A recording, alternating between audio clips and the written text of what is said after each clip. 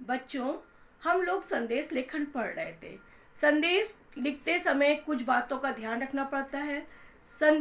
संदेश जो है संक्षिप्त 30 से 40 शब्दों में लिखा जाता है। जब हम किसी व्यक्ति को कोई मैसेज देना चाहते हैं उसे संदेश कहते हैं।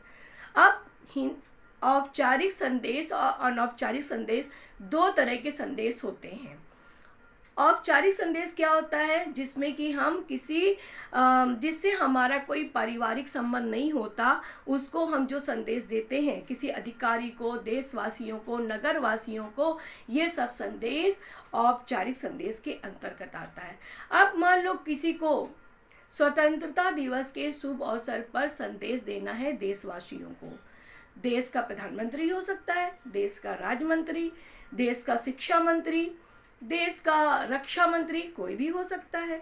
कोई अध्यक्ष हो सकता है, किसी पार्टी का कोई अध्यक्ष हो सकता है, कोई भी हो सकता है जो स्वतंत्रता दिवस के शुभ अवसर पर वो संदेश देना चाहता है। अब हमको जहाँ पे संदेश लिखना है वहाँ पे सबसे पहले हमको एक चौकोर अपना लाइन खींच के एक ब्लॉक बना लेना होगा। एक जगह निर्धारित कर लेनी होगी। उसी जगह के अंदर ही हमको संदेश अपना लिखना है। औपचारिक संदेश में सर्वप्रथम सबसे पहले हम स्वतंत्रता दिवस की शुभकामनाएं दे रहे हैं, तो हम वो उसको शीर्षक के रूप में हेडिंग डालेंगे, स्वतंत्रता दिवस पर शुभकामना संदेश। लिख दिया हमने। अब क्योंकि स्वतंत्रता दिवस की बात है, देश की बात है, उसमें तिरंगा लहराया जाता है, तो हमने उस संदेश में हमने एक देश का यहाँ पर तिरंगा बना दिया। अब उसके बाद दिनांक लिखेंगे कि हमको किस तारीख को हम लिख रहे हैं। 15 अगस्त के लिए स्वतंत्रता दिवस 15 तारीख है। किस समय हम लिख रहे हैं वो हमें समय भी डालना है। प्रातः 6 बजे हमने ये संदेश लिखा है। अब एक लाइन छोड़ के अब हम देशवासियों को संबोधित करेंगे। क्या लिखेंगे?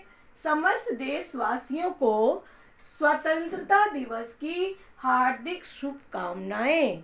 इस प्रकार से हम देशवासियों को संबोधित करेंगे। अगर मान लो देश नहीं, नगरवासी है, नगर का कोई नगर अध्यक्ष लिख रहा है तो देशवासियों के लिए नगरवासियों कर देगा। राज्य के लिए लिख रहा है मुख्यमंत्री, तो देशवासियों के लिए यहाँ पर राज्यवासियों हो जाएगा। जहाँ के लिए लिख रहा है वो वहीं के लिए हो जाएगा। उसका वहाँ पे इसका संबोधन बदल जाएगा। उसके बाद पूर्ण विराम लगाएंगे। फिर आइए इस दिवस पर संकल्प लें भारत को रोग एवं भ्रष्टाचार मुक्त बनाने का। उस दिन स्वतंत्रता दिवस के लिए हम एक संकल्प भी लेते हैं कि हम भारत को रोग और भ्रष्टाचार मुक्त बनाएंगे। ठीक है, यहाँ पर पूर्ण विराम लगा दीजिए। उसके बाद एक लाइन छोड़िए, फिर लिखिए अध्यक्ष। ये अध्यक्ष किसी पार्टी का हो सकता है, किसी नगर का हो सकता है, किसी समाज का भी हो सकता है। तो अध्यक्ष का खागा, अब वो कहाँ का अध्यक्ष है वो यहाँ पर लिख सकता है। इस प्रकार से हम लोग औपचारिक जो संदेश है वो लिखेंगे और अनौपचारिक संदेश को उसका लिखने का जो प्रारूप है वो भी दूसरी तरह का है। वो हम लोग अगले क्लास में उसको हम लोग जानेंगे। इस प्रकार से हमारा औपचारिक संदेश पूरा हो जाएगा। अब किसी के लिए भी कहीं भी अगर हमें औपचारिक संदेश लिखना है, मान लीजिए रक्तदान के लिए लिखना है, तो रक्तदान महाकल्याण, तो रक्तदान से संबंधित चित्र बना दीजिए।